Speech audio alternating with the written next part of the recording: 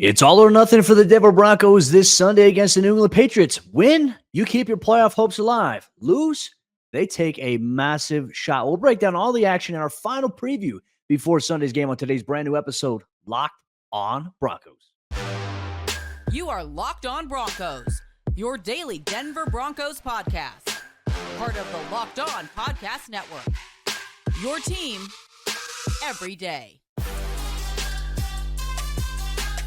It all comes down to Sunday for the Denver Broncos playoff chances. If they win, they keep their hopes alive. If they lose, there's a very, very good possibility their season will be officially over. We'll break down all the action here on today's brand new episode, Locked on Broncos, your daily Denver Broncos podcast, part of the Locked on Podcast Network, your team every day. Thank you so much, Broncos Country, for tuning in with us, making us your first listen of the day every single day. You can get this podcast for free on YouTube or wherever you get your podcast. So special shout out to all the everydayers out there who make this show exactly what it is. This episode is brought to you by PrizePicks, the easiest and most exciting way to play daily fantasy sports. Go to prizepicks.com/LockedOnNFL and use code all lowercase LockedOnNFL for a first deposit match up to $100. I'm Cody Roark, Broncos reporter from Mile High Sports, joined alongside by Sayre Bedinger, site expert, PrononTheOrange.com. Sunday's game really kind of boils down, Sayre. You know, I've been playing around a little bit with those playoff simulators, looking at different matchups. If Denver were to win out, if Denver were to lose one game, whatever it may be, and factor in some other teams' results in these final three games, Denver really has to win this game. I mean, we've been talking about that all week long. Like, this is a must-win for them. Every game for this point out is a must-win. But even if they win out, there's still a chance that they may miss out on the playoffs. So realistically, they can't make any mistakes, which in the NFL, in the game of football, it's very, very hard. We all know the stakes here for this weekend's game here. But before we dive into all those keys to victory, what we would like to see from this game, you know, just some updates as well on the Broncos injury report here. It's looking a little unlikely, Sayre, that we'll see Nik Bonitto or Greg Dulcich here this weekend for the Broncos. Now, obviously, this is before Friday's practice, but so far leading up to it, Wednesday and Thursday, no Bonitto, no Dulcich out there on the practice field. Bonito's been working on the side field, which is a good sign, but I think Denver can be okay this week if, in fact, he does not go. Yeah, absolutely. I think they've proven over time that they have some pass rushers that can get the job done, right? The group of Jonathan Cooper, Baron Browning, Drew Sanders, that pass rush group can get things going. And Cody, I really think they need a bounce back game after what we saw against Detroit, right? It's going to be critical for those guys to get back on track because they were kind of shut down against that vaunted Detroit offensive line. So you really expect those guys to bounce back too. It's not just a situation where you're kind of reevaluating and saying, well, I guess without Nik Bonitto, that unit is toast. No, you expect those guys to come back out. And then at the tight end position with no Greg Dulcich, right? It's obviously, are we going to see more and more of Lucas Krull? Because the Broncos gave him quite a few opportunities, kind of an underrated piece of that Detroit Lions game is how much Lucas Krull was involved or targeted, at least in the passing game. So feels like the Broncos are making a concerted effort to get him the ball a little bit more. But I think those two position groups, Cody, I really feel like the Broncos do have an opportunity to kind of have younger guys step up. We could see Ronnie Perkins, who was reallocated back to the practice squad, right? The Broncos let him go, sign him back to the practice squad. He could get elevated for the game. So there's plenty of options to give yourself depth at off the edge, at tight end. It's just a matter of who's going to be the most involved, right? And for that pass rush unit specifically, can they bounce back after that game against Detroit? Well, the Patriots offensive line, the good news here is that they're not as good as the Detroit Lions offensive line. And obviously Trent Brown, their top offensive tackle, he's been limited this week in practice. He's been dealing with some injuries himself. They lost Cole Strange for the year at the guard position. Their backup tackle, I think, is going through concussion protocol right now. So there's just that offensive line is not what it is. And obviously, I thought you and Mike Debate did a great job of previewing this matchup in yesterday's crossover episode, which Broncos Country, if you missed that, you can get that wherever you get your podcast, or you can rewatch it on YouTube for all that. But this is a Patriots team that is also banged up when you look at their injury report.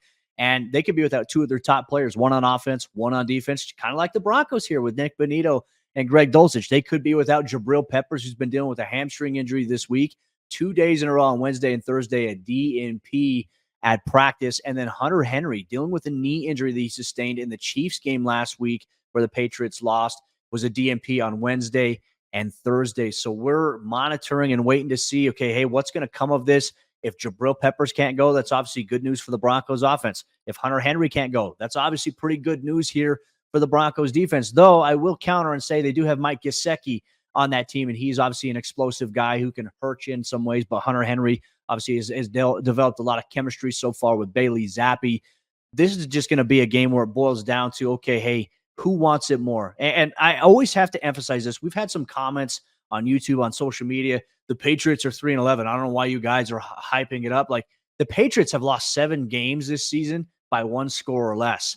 Their offense has been awful. I mean, kind of like a reflection of last year's Broncos team, where the offense was awful. The defense was pretty good. The defense was the only reason they were ever in any games, and they still lost all these 1-score games. This is a game you cannot overlook. And I think that, fans often at times overlook teams based on schedule, based on history.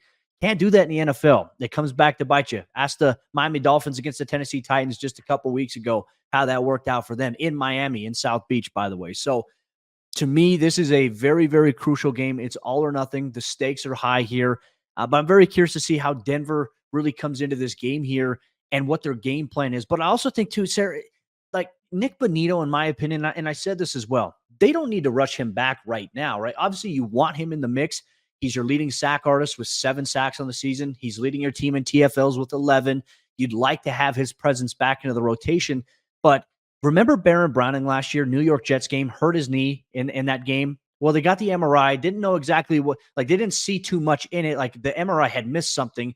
He continued to play and he made it worse. And obviously we saw it impacted him into the regular season from having to miss time due to having surgery.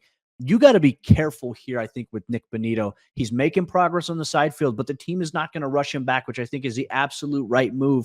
Let's say Denver wins these games here, Sayre. I would much rather the Broncos have Nik Bonitto for that Week 18 game against the Las Vegas Raiders for potential high stakes, or even in the postseason if the Broncos do, in fact, find themselves in that position. Yeah, I think the fact that Nik Bonitto was carted off the field, wasn't he, for that injury? I mean, he was carted into the Yeah. locker room, if I remember correctly. And so the fact that he's not even on injured reserve indicates that, hey, let's just all take a collective breath and just let that process play out, because we're talking about a guy who was carted off the field, who's not even going on injured reserve. So we can't be too much of beggars when it comes to asking for Nik Bonitto to come back. And to your point, Cody, about people wondering why we're talking up the Patriots as a 3-11 team. Like you mentioned it, they've been in a lot of 1-score games, but here's the reality. And we've talked about this as well. You're going up against a Bill Belichick coach team, and we don't know how many games he has left with New England. You don't think he wants to go out with a little bit of a bang? You don't think these competitors want to go out there and win games? A lot of prospective free agents trying to put their best on tape so that they can get paid millions upon millions of dollars in a couple of months here. Like, there's so much at stake for all these guys, and it would take just 1 week of losing your focus to really ruin the entire season. So we say this stuff because we hope that the Broncos are taking a similar mentality of taking this team seriously. Like, treat the Patriots as though they're 11-3 and have won majority of those 7 1-score games, as opposed to saying, oh, it's just a 3-11 team. Like, of course, we look at this matchup on paper and we say, well, the Broncos should win by 2 scores, right? I mean, even FanDuel has them as 6.5-point favorites going into this game. So coming off a loss like you had against Detroit, that's pretty high praise to say, hey, we believe you're going to go take one of the top defenses in the NFL and beat them by a touchdown. So I think we can't be too greedy here about the way that we're approaching these opponents, and you can't take anyone lightly. Of course, we don't play for the team, we don't coach the team, but as analysts and people who cover the team, we also don't sit here and talk smack about the other team, right? We want to evaluate every aspect of the matchup. So I'm glad that you brought that up, Cody, because I mean, we're not here to talk smack on the podcast. We're here to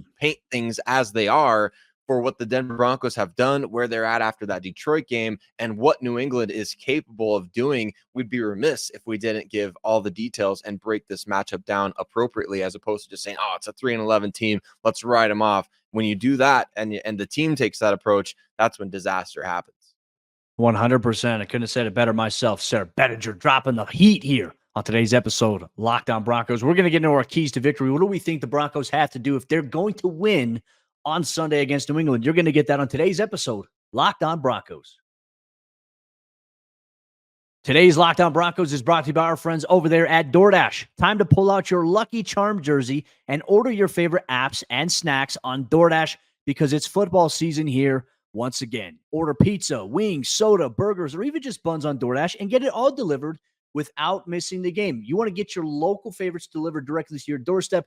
Well, if you're in the Denver area and you're deciding not to go to the game on Christmas Eve, on DoorDash, you can get your local favorites. Like my personal favorite, it is Illegal Pete's. I always order the jam-packed, double protein-packed burrito. Put a little bit of rice in there, a little bit of queso. That way I can get all the necessary carbs and protein for my day to help meet my fitness goals, in which I do that, and they deliver directly to my doorstep. It's a very added benefit that you get with your local favorites. You can have that or your even national favorites delivered directly to your doorstep. Get prepared before game day. Stock up on your favorite appetizers and order all of your tailgate gear on DoorDash. Then get ready to watch your team win. Get 50% off up to a $10 value when you spend $15 or more on your first order. When you download the DoorDash app and you enter code LOCKED23. That's 50% off up to a $10 value when you spend $15 or more on your first order when you download the DoorDash app and you enter code LOCKED23. Subject to change. Terms apply. Our keys to victory for the Denver Broncos on both sides of the ball are going to involve the secondary and rattling the cage of one Bailey Zappe. We're going to break down our keys to victory on this episode, Locked On Broncos, but we want to say thank you to our everyday listeners out there who make us part of your day, and however you choose to do so, we really appreciate it. Locked On Broncos, free and available everywhere that you listen to podcasts, as well as you can watch the show on YouTube and engage in the comment section there. And as you saw in the first segment, hey, we bring up the comments on the show. We read the comments, we talk about it, and we love having you part of the show with us. So thank you so much for making us your first listen of the day every single day right here on the Locked On Podcast Network, where it is your team every day. Cody, what do the Broncos have to do in this game against the Patriots to get a victory? I teased it a little bit. I think the secondary on both sides for the Broncos and the Patriots is going to be involved. But let's talk about Bailey Zappe. What do the Broncos need to do to Bailey Zappe in order to come away with a win in this game? They're going to have to find a way to do what they couldn't do last week against Jared Goff, and that is create an uneasy pocket for him. And look, Jared Goff had so much time to just sit back there, and it's not like he carved up Denver deep. He chunked them up. He sliced them up in the intermediate at about 12 to 15 yards, and then got some guys on yak there. I mean, that's what this Patriots offense is capable of doing that here with Bailey Zappe. Bailey can sit in the pocket. He can carve you up. I mean, obviously, for his college career, for the numbers that he put up, it speaks for itself at the collegiate level. He can do it here at the NFL level too. He can attack you deep. I don't think that's necessarily his strong suit, but he'll take some shots, but he will carve you up on the short to intermediate stuff. And that is what we call, obviously, like death by 1,000 paper cuts. And if they had Ramondre Stevenson playing in this game, I'd be a little bit more worried about the Patriots offense in a sense, just because if he could do those things that, Jared Goff was doing last week to the Broncos, and they could find a way to run with Ramondre, I'd be a little worried here. But so much of this too, like you look at the Patriots offense, they've got Ezekiel Elliott, who will more likely get the start here. In 14 games this season, he's averaging a career low 3.6 yards per carry this season. He's not necessarily the explosive guy that you have to worry about, like the Broncos had to worry about with David Montgomery and Jahmyr Gibbs last week. This is a guy who's kind of a downhill runner, and I think Denver is better suited to play a guy like him than they are the explosive backs that we've seen that have legitimate speed on the outside, especially once they get to the edge. And can they maintain gap integrity? So much of this game plan, I think, is going to boil down to, okay, they're going to come out and they're going to stop the run against Zeke, but can you fluster Bailey Zappe a little bit, force that clock in his head to speed up? Because when you do pressure him a little bit, he will put the ball into some traffic contested areas, and that's where the Broncos defense can benefit. That's where they benefited all season in generating takeaways. And that means the secondary is going to have to disguise coverage, right? And you're going to have to make sure that you're confusing him and keeping him off of his first read. That's where Jared Goff didn't really have to do a whole lot of thinking, right? I mean, he was able to go to his first read. It felt like a majority of the time, like you said, Cody, gaining that yards after the catch. Those receivers did a great job for Detroit. And the Broncos have to make sure that doesn't happen again. Hopefully they watch that film from the Detroit game and they were embarrassed by it. And when you're embarrassed about something, you want to go back and you want to overcorrect, right? So hopefully the Broncos come out much more focused in the secondary this week and this time around. I think think they're going to need to do that in order to win this game, to keep Bailey Zappe off that first read, make him get to number 2 and number 3. And that's where your pass rush can really feast. On the other side of things, man, we heard about it from Mike Debate. The Patriots have a pretty broken up secondary right now. A lot of injuries out there. Situation with JC Jackson, which we talked about way early in the season when he was still a member of the Chargers. Kind of a crazy deal. Hope he's personally okay, Cody, but obviously he won't be playing in this game.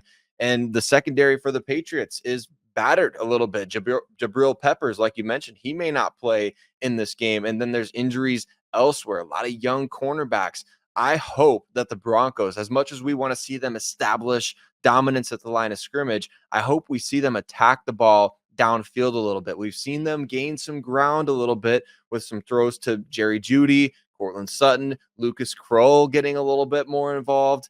So maybe there's an opportunity here for the Broncos to attack this secondary. And of course, you're going to need balance offensively in order to do it. But I think attacking that weak Patriots secondary could be a major key to victory for this Broncos team.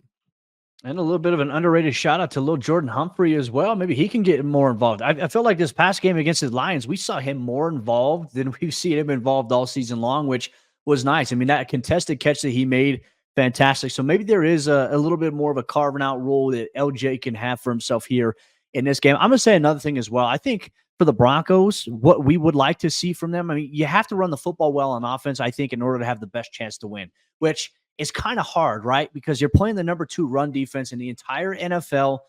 How do you do it? And I think it's where Denver has to come out this week. They have to come out and they have to dictate the pace at the line of scrimmage, right?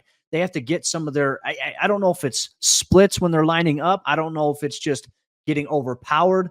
That Detroit Lions defense is pretty good, but so is this New England Patriots defense, right? And you can't just allow the Patriots to come in and say, you know what, our strength is to shut down the run. We're going to do that, and we're going to try to force you to beat us through the air, which you guys haven't proved to do consistently throughout the season. You can't let the Patriots come in and dictate that. That's where I think the Broncos offense needs to come in, dictate the tempo, time of possession, and as you mentioned, establish dominance at the line of scrimmage. And then if they can do that, it's going to soften things up even more for Russell Wilson to be able to connect with these guys in the passing game. I think that's going to be crucial for the Broncos in this matchup, to be honest with you, Sayre.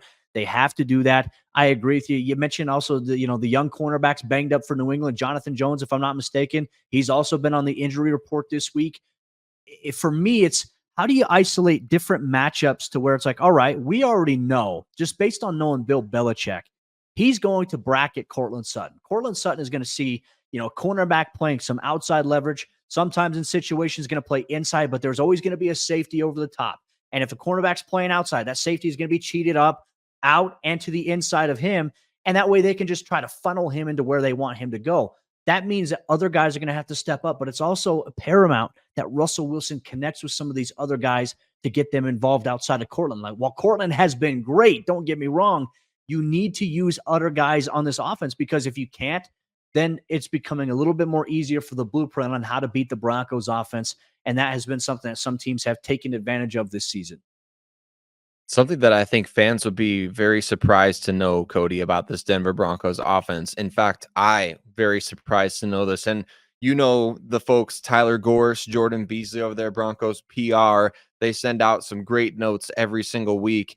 Here's an area the Broncos, I think, could really have an advantage offensively if they can keep it consistent, right? And an area that I didn't know they were strong in, because you don't feel like you see it all the time. The Broncos are 4th in the NFL, number 4 in average yards after the catch this season. Does that not surprise you a little bit, with the fact that we know this team can attack vertically? And that was sent out from a weekly release from the team. They averaged 6.0 yards after the catch per reception this season, which shout out Samaje. So shout out Samaje P. Ryan for making a lot of that happen. Jerry Jeudy makes a lot of that happen. Yeah. Jaleel McLaughlin, he's made a lot of that happen. So, but Samaje is, he's probably leading the charge right there. You're right about that, Cody. But that's an area where you got to take advantage. This Patriots team, they've got linebackers that can run. They've got players with great range. You have to be able to gain yards after the catch, and I think we could see that on Sunday.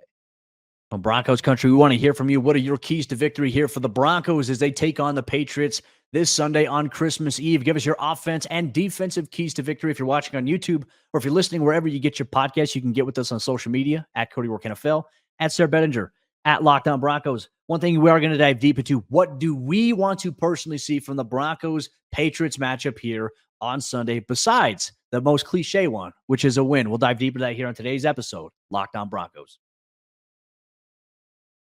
Today's Locked On Broncos is brought to you by our friends over there at PrizePicks, and PrizePicks is daily fantasy sports done right. PrizePicks is the largest daily fantasy sports platform in North America. They're the easiest and the most exciting way to play DFS. It's just you against the numbers.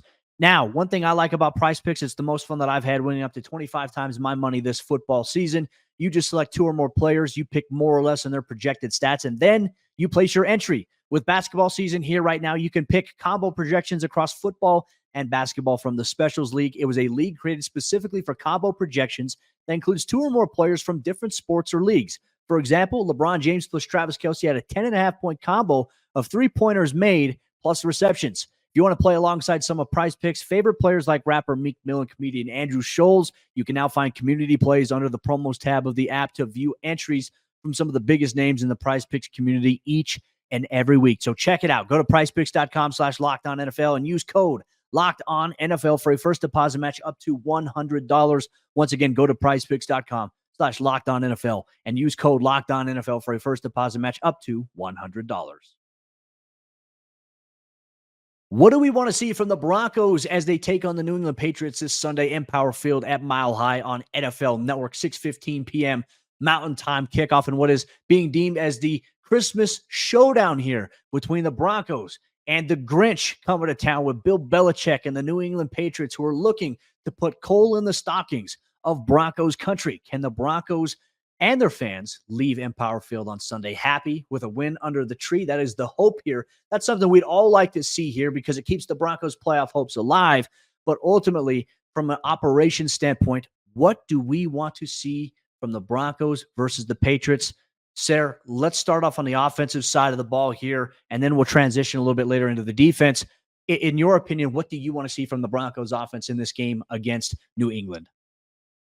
Well, going into remember that game against Cleveland, I think every fan in Broncos country was worried about how are the Broncos going to gain an inch against this Cleveland defense. It's the number 1 defense in the NFL. You've already faced arguably the best defense in the NFL. So what I want to see, Cody, is I want to see more sustained, consistent success like the Broncos were able to have even against a good Cleveland Browns, a great Cleveland Browns defense. Quite frankly, you talk about teams keeping our defenses keeping their team alive. Man, that Cleveland team has been pretty resilient despite all the injuries. But speaking to New England specifically, I mean, you can have sustained success against a tough defense. It's not like, hey, they are tough on defense. They are well coached on defense, but it's not like you can't go out there and have a good game offensively. We need to see the Broncos, as much as we talk about the defense needing to bounce back after that Detroit game. How about the offense, right? I mean, they were not much better. They couldn't run the ball. They weren't throwing the ball effectively and efficiently. Had the turnover on the opening drive. You want to see consistent, sustained success from the offense against a good defense, especially as you're approaching the postseason. Let's not back our way. I mean, we can back our way to a victory if we need to, but let's try to force the issue, right? Let's try to have that aerial attack, the balance on the ground. You want to see all those different things. And I think defensively, get back to the way that you were playing from weeks 6 through 14, right? When that defense that we saw against Detroit, the defense that was similar to the Bears game and the Dolphins game from earlier this year, when that defense reared its ugly head in week 15, I think a lot of Broncos fans are wondering, oh my gosh, is that version of the defense back? Let's get back to the defense that we saw from weeks 6 through 14 when you were dominant, only allowing 16.8 points per game in that time frame. Get back to that kind of defense, the attacking mentality and forcing turnovers, creating opportunities for that offense. Vance Joseph told us yesterday, too, is that the Broncos defense is at their best when they dictate it. They don't allow the offense to dictate it. And they said that against Detroit. Detroit punched them in the mouth and they never recovered from it. And so there's I think a lot of guys in that locker room this week defensively that have pride and that want to come back. And we don't know even if Kareem Jackson's going to be activated this week. Like, obviously, he's eligible to return. But so far, as we're sitting down recording this, no decision has been made on whether or not they're going to activate him from the reserve suspended list at this point, but he is back in the building. I mean, my defensive key will be to rattle the cage of Bailey Zappe. I think if you create a lot of pressure on him, you fluster him, you make his windows a little bit tighter, I think that benefits to where the Broncos defense can get back to playing in the form in which you talked about here, Sayre, just a moment ago. I think for me in this one, offensively, I think this will be the biggest key for the Broncos, right? We talked about it not yesterday, but last week in the last game, is that when the Broncos were down 14-0 against Detroit, it felt like a death sentence. I think for the Broncos in this situation, if they could get up to a 10-0 lead here against the Patriots, it will feel like a death sentence for the New England Patriots. So put that feeling on some other team versus being in that position yourself here. I think that really comes with Denver coming out and controlling the time of possession. So much this season when they've won games, it's been correlated to, okay, well, Denver, they're controlling the time of possession. They're converting. They're coming away with drives with points. They're protecting the football, not turning it over. Denver hasn't been that team as of late.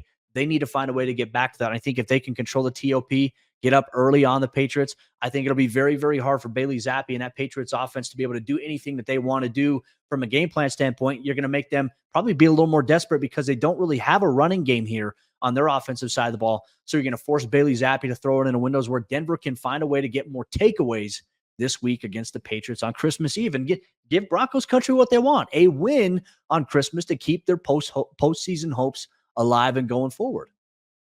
That's right. And you look at the Patriots over the last couple months, Cody, the last time they allowed, and I think this is kind of a mark of, when you're a good team or a really bad team, especially defensively, the Patriots haven't allowed 20 first downs in a game since November 5th against the Washington Commanders. It's been tough sledding for opposing teams. So you're going to have to find a way to get beyond the brick wall that is this defense. They haven't allowed a 100-yard rushing game since that Commanders game, and they've only allowed one 100-yard rushing game over their last 9-10 games. So I mean, they're playing well on that side of the ball. You're going to have to find a way to look back at what teams did early in the season. The Saints dominated the Patriots. The Cowboys dominated the Dolphins. They've all had kind of the Patriots number a little bit. What was the formula for success in those games, and how did those teams kind of come out and, like you said, get not out just to an early lead, but sustain that lead and be able to grow it and stretch it as the game progressed? And I think it goes back to something you mentioned about Vance Joseph and what he said, forcing the issue. I think you got to do that if you're the Denver Broncos on both sides of the ball to win this game.